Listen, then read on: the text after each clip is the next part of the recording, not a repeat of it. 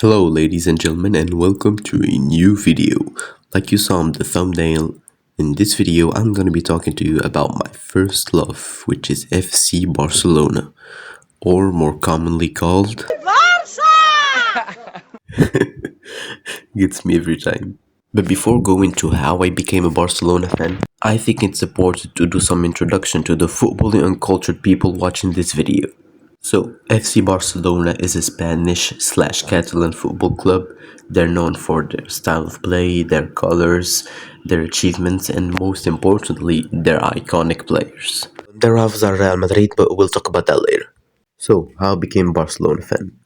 When I was like 8, my father, who's also a Barcelona fan, used to watch the games, and I used to sit with him.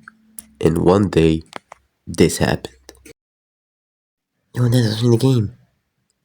So who's playing, Dad? Barcelona, son, but I think it's too late for them to win it. To Piqué, Busquets, to Roberto. Did they gamble too much? The Champions League hero against PSG leading the break. Gomes looking for the overlap. Alba inside. It's Messi!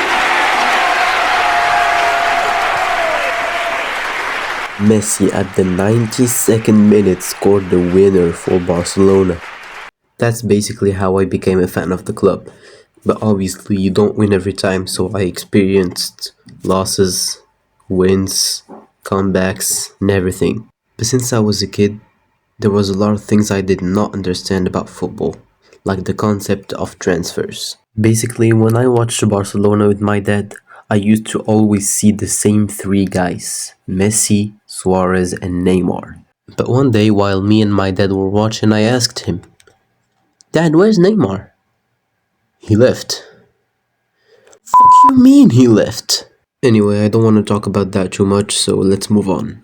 Remember when I talked about Real Madrid? Well, if you watch sports at all, you might be familiar with the concept of hate watch.